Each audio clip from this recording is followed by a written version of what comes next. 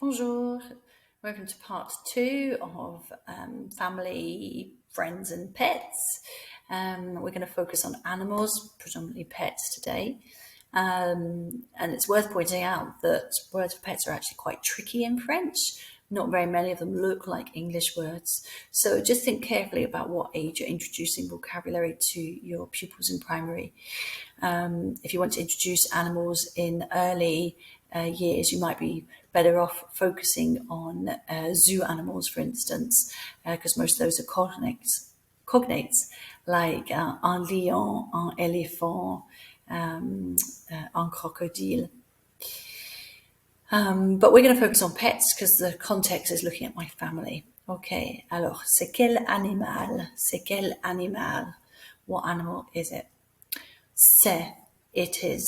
C'est. And then here are some words. So I'd like you to have a look at these words and see if you can work any out, first of all, by using your knowledge of English. So you probably would be able to work out un hamster is a hamster. Une tortue is a tortoise, okay? Again, I would probably start with a brainstorm. What are different pets that you might have? So that gives us a field of reference. Okay, can anybody guess what serpent is? Anybody heard the word serpent? Serpent, what does it sound like? A snake. Often Jolly Phonics, we do snakes and serpent. Good. And the other ones are all really tricky and it's not easy to work them out. So we just have to be taught them. So I like to do it with pictures. Okay, so a set of pictures and a set of words, and then they can move them around the table and they can try and match them up. And the teacher can go around and say, yep, that's good, oui, bravo, bravo, no. And they can try moving them around again until they get them correct. So let's just go through how we say the words. Un chat is a cat. So it looks similar to the English, except it's got a CH, but cat, you can see it in there. Un chat. Everyone try being a cat. Un chat. Or Makaton, un chat. Un chien. Sounds like like you're maybe digging for a bone, like the soil. Un chien. Creating a little story can help. Un oiseau. Un oiseau. That OI there is like a W sound, un oiseau. Think about wings flapping, a W sound, un oiseau. That vibrating of the wings, un oiseau. Un poisson, POI is a W sound again. Poisson. Think about fish. Un poisson. Un cochon d'Inde. Un cochon is a pig. Dinde is India. So a guinea pig is a pig from India. That might help them remember it. And guinea pig is two words in English. Un cochon d'Inde in French for guinea pig. Un cheval. Nay. Un cheval. Quite a tricky word. It's hard to see a link with English or even to make up a story for that one. But you see, maybe your learners could come up with one. Un lapin. Maybe we could have the rabbits are lapping up the water. Un lapin. Or a floppy ears. Lapin. Un hamster. What can we do for a hamster? Maybe having it in your hand, an hamster, or running around pretending to be an hamster. Une tortue in its shell. Une tortue. Et un serpent. That can work really well with animals to get children to be the animals and run around in the hall. As you call out the animals, they can run around. So you could say, un, deux, trois, un serpent. Alors, go, allez. Un, deux, trois, stop. Une tortue. So quite a simple game. You can turn it into four corners where you have four pictures, one on each wall, a big flashcard, you say the word, and they have to move to that one like the animal. And so we're just working with pictures. With older learners, you can have the written word as well, so they're reading. You could also, if you're doing a PE exercise, you could get the children into groups, into lines, lined up one behind the other, and have like a cone, and the children have to move to the cone as the animal that you call. So I'd like you to be un lapin, and they might do bunny hops. I'd like you to be a snake, and they might slither on the ground or just move their body. And it helps to come up with those movements beforehand with the children. Okay, so les animaux, a couple of quick, easy games. Obviously, there's always jacquardie and miming and charades as well. Okay, so let's see.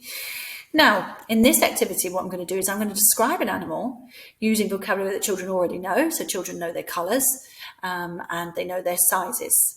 So in this imaginary context, but you might want to go over that vocabulary first of all. So we might first of all revise our colours by pointing to things around us. For instance, bleu, bleu, c'est quelle couleur? C'est quelle couleur? Jaune, c'est quelle couleur?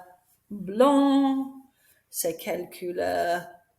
Bleu, bleu, c'est quelle couleur? Gris. You might do it as giving them the choice. C'est blanc ou marron? See if they can remember. Marron, très bien. Et c'est quelle couleur? C'est noir. Okay, so that's just a way of revising the colours. Oh, and we forgot green. C'est quelle couleur? Vert. Revising size. Big. Think of the word great. Great big things. Grand.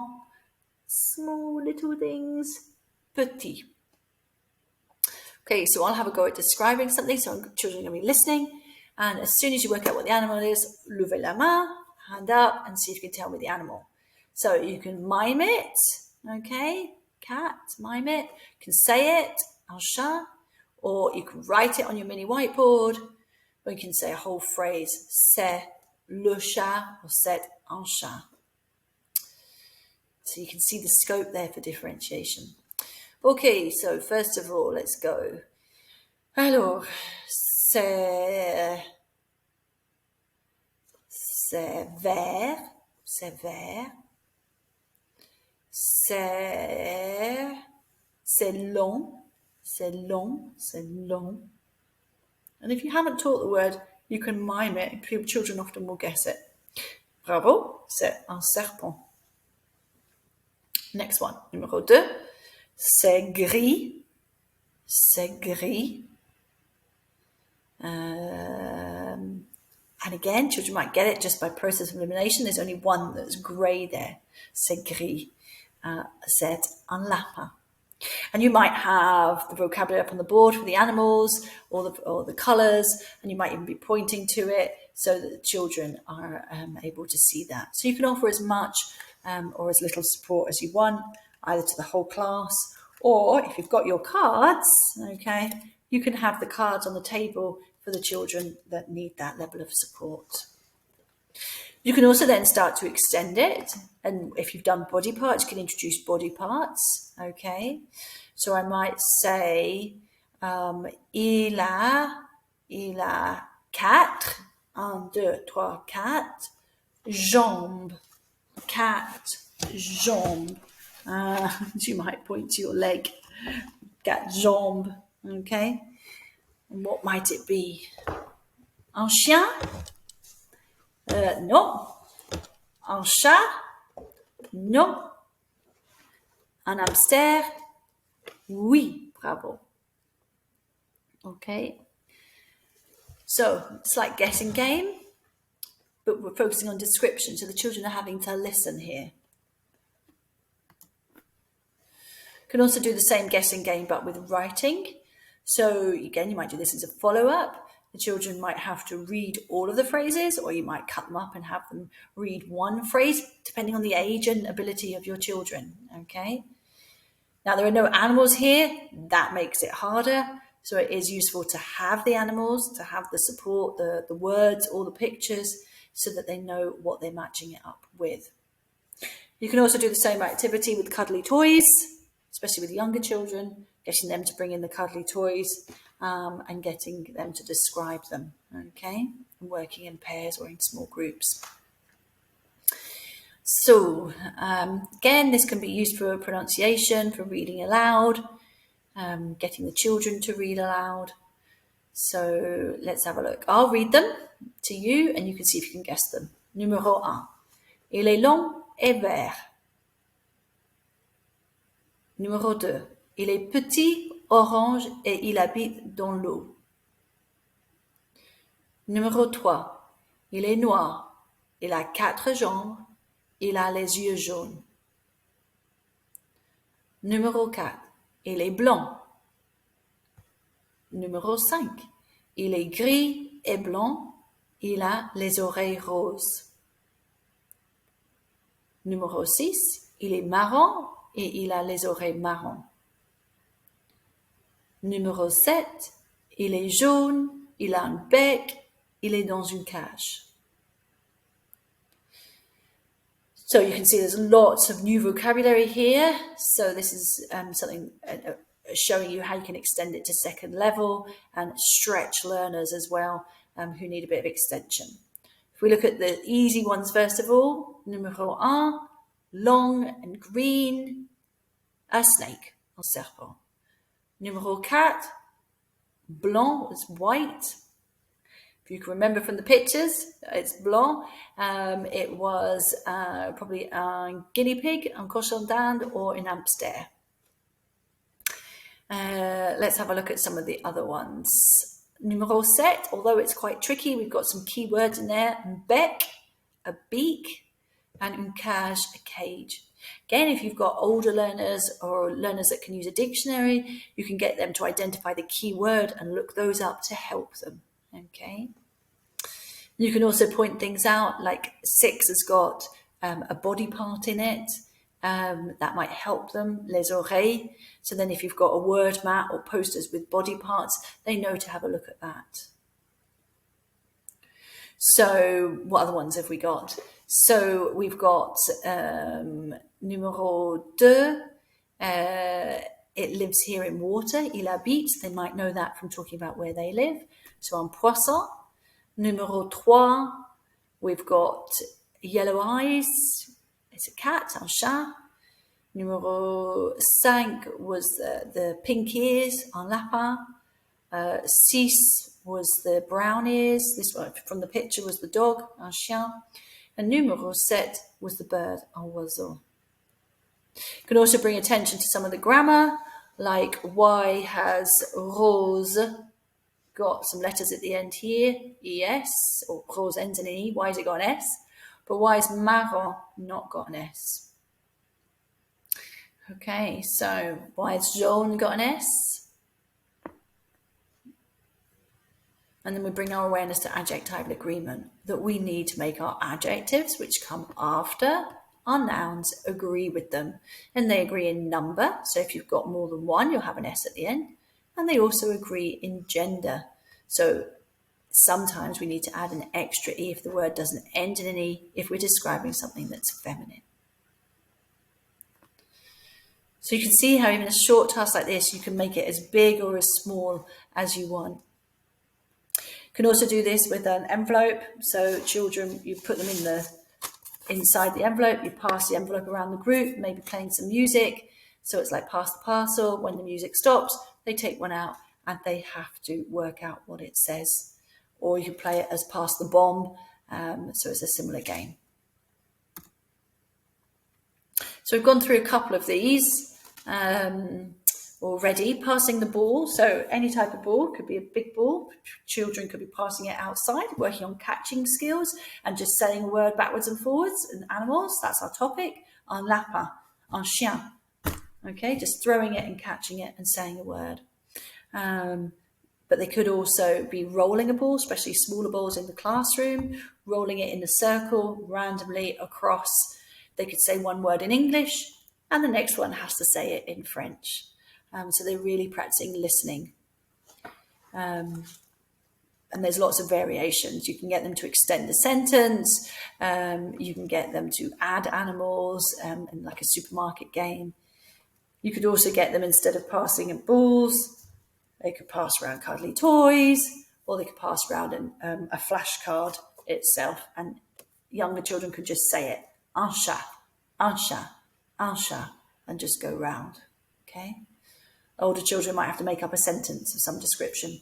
J'aime les chats. C'est un chat. Le chat est noir. You might get children to actually make a model of an animal, or draw it, paint it. They can make it out of Play-Doh, plasticine, cardboard, recycled materials, and then they could then work on describing it. And that description might be spoken, or it might be written. And it's something that's nice to turn into a wee video recording or audio recording. And you could even use an app like Chatterpix to get them to record themselves speaking and animate their picture or their model. There are loads of songs online. I've just put one here as an example, getting children to listen, to join in, hold up mini flashcards when they hear their word, put their hand up, order flashcards in the order that they hear them in the song. Lightbulb Languages has tons of resources for all sorts of topics, but I've highlighted the zoo ones here, for instance. So if you're looking for worksheets or PowerPoints or games, like Tarsier games, they've got loads. Okay, so again, if we're trying to think more about second level and describing something, we are going to use these words for he, she, or it. And in French, we use il or elle. So il for masculine words, you might like to color code that, make it blue, for instance, and elle for feminine, and you might like to make that red. So j'ai un chien, I have a dog. How do we say it is black? Well, we're going to use the word il because un chien is masculine. So when we say it in French, we would say he or it. We use il. Okay, so il and elle mean it, but we need to know if it's a masculine or feminine word. So for instance, un lapin would be il, un chat would be il, un chien would be il. But if we had, I'm trying to think of a feminine one, une tortue, then that would be elle. Okay, so here are some animal phrases. So just showing you an example of how you can take a statement and then make it longer with the description. What sorts of things can we use when we're describing? So we can obviously use the size and the color as we've already done, but we could also add in the name. We could add in how old the animal is, what type of animal it is. We could also talk about what animals we have and don't have and what we would like. And we can put all of that together, describing the animals that we have at home. Have a go, think about what you might do with these and come up with some ideas. Just pause the video.